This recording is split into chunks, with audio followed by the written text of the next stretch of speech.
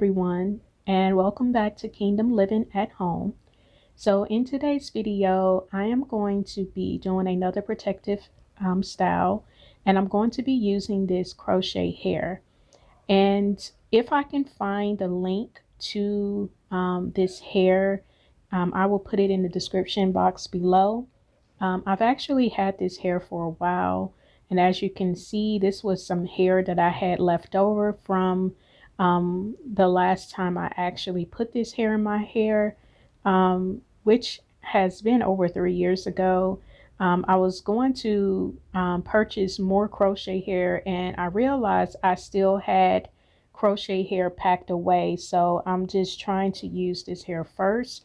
But like I said, I have used this hair in the past, and I will insert some pictures somewhere in here so you guys can see that I have used this before. I really like this hair, and so I just wanted to do another protective style because you guys know I have been doing headband wigs, and I just wanted to do something different where I actually did not have to touch my hair at all.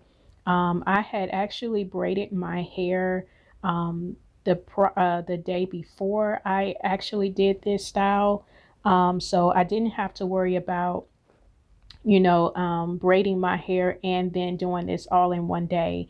So this took me a total of 2.5 hours to do. I was a little rusty in the beginning because it's been a few years since I've done crochet braids, but once I got started, I just got the hang of it, and it's kind of like, riding a bike, you never forget. So I had a total of 3 packs and a little bit of hair that I had remaining that I showed you all in the beginning of this video. So I was a little nervous at first because when I got down to the last pack, I was like, oh my gosh, am I going to have enough? But I actually had enough. I still have a little bit left, a few strands left, but it took me I would say 3.5 packs to do this style. So I'm gonna go ahead and stop talking right now, and I'm just gonna let you guys see what I am doing. As you can see, I'm already halfway done.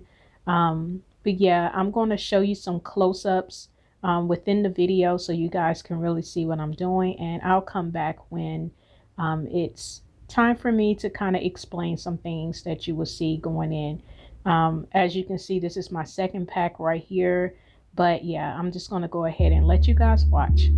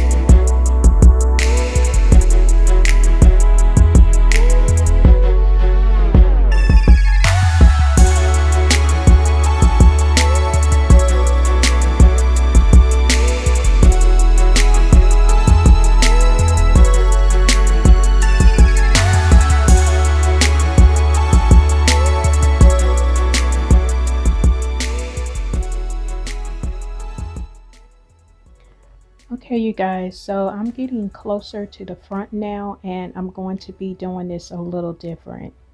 So right here, you'll see that I'm taking one strand and I'm going to wrap it around twice, and then I'm going to pull it through, as you can see right here. So what that does is it literally hides your braid. So you're putting the strand of hair um, underneath your actual braid, and when you pull it through with a crochet needle, instead of wrapping all of the hair into that loop, you're going to only wrap one, and then you're going to double loop it, and then you're going to pull it through. So when you pull it through, that knot is going to actually be hidden underneath the braid, and the hair is going to literally cover the hair, the whole braid, as you can see. So midway, pretty much the whole section of my head, as far as when I started from the back, I did space it because I didn't want my hair to be extremely thick. So when you're starting from the back, you do want to leave some space in between so that you're not having a whole lot of hair, because it will be a lot to deal with if you don't space it. But typically towards the whole midsection all the way back, I just pretty much put the needle through, and I will put, and I hope I can explain this, but it was kind of hard to show you guys when I did it in the beginning. But basically what I do in the back, my hair is completely cornrowed all the way back. So you do have to keep in mind that you don't want your parts to be showing. So what I do is, instead of putting that crochet needle in the center of my braid, I will put it on each side of the braid. That way it's helping to fill in the gap where your parts are. I hope that makes sense. And I would just again put the crochet needle through the braid, loop the hair in, and when you pull it, I will just take all of that hair, double loop it, and just pull it through, as y'all saw early on. The only thing different as I get closer to the top of my head, like I said, as you can see, I'm only looping one of that hair and double looping it when I pull it through, as you can see. And then I'm going to take that other strand and pull it through like that.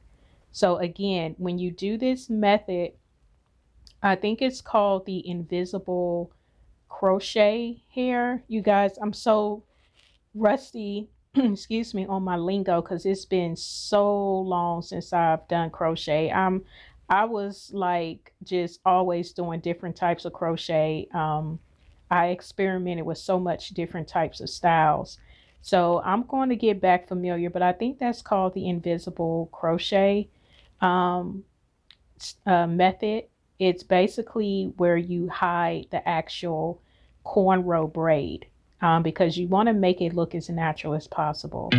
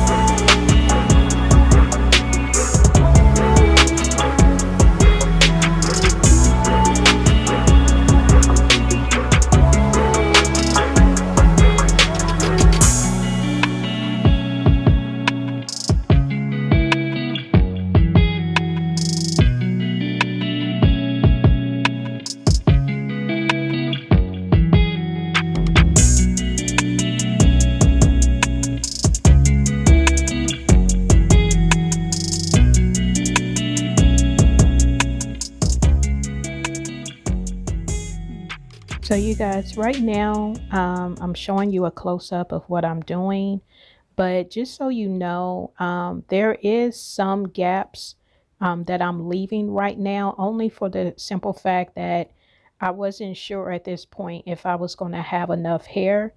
So I wanted to make sure I was at least covering the perimeter that was needed. And the further along I got, if I saw that I had more hair to work with, I did go back and fill in those spaces. So I just want you guys to know that leaving a gap in between is more so recommended in the back of your head. But as you get closer to the front, you definitely want to make sure that you're filling those spaces out very closely, because you want it to look seamlessly in the front, because that's the main area that people are going to see. But like I said, I was just leaving some space in between because I wasn't sure at the time if I was going to have enough hair, but I did end up having enough, and I did go back later to fill in those gaps.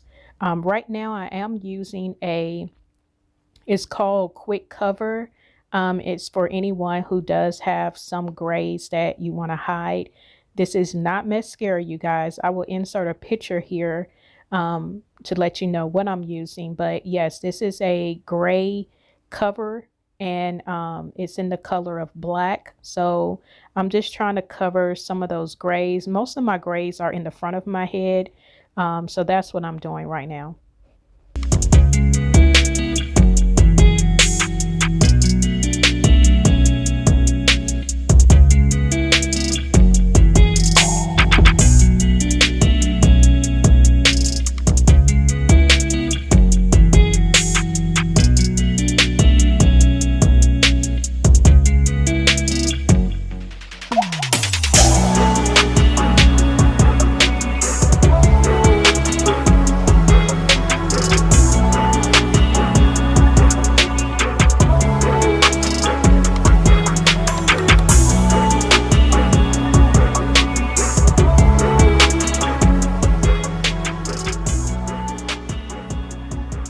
So you guys, now that I'm working towards the very edges of my hair, or not even so much the edges, but close to the edge of my hair, you'll notice that I will start breaking this hair down into smaller pieces, because you don't want around the perimeter of your hair to be bulky.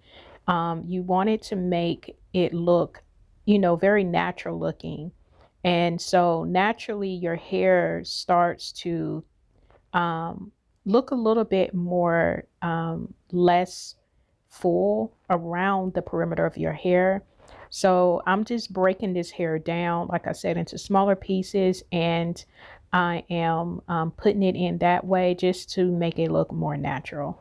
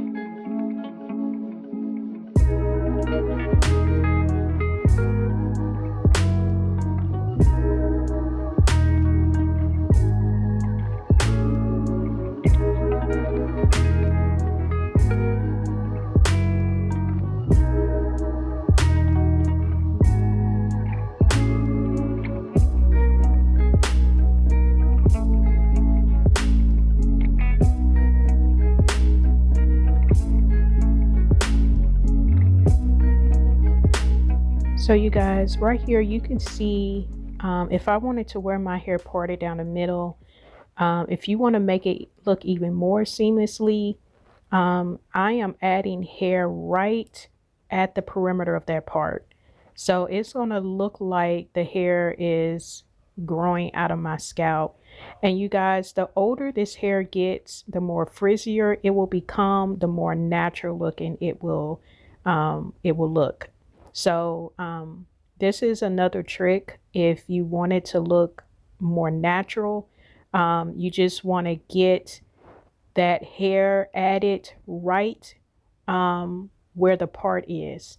Now, however you want to wear your hair, if you want to wear it to the side, which I do wear it to the side, you just want to do this for every part that you've created, um, as far as how you want to wear your hair. You just want to add additional hair as close to the root, or I'm sorry, as close to the part. And if you can see, you can definitely tell a difference compared to how it looked before. So I'm just adding hair right where that part is, and it's going to make it look like the hair is growing from your scalp. So just a little trick, you guys.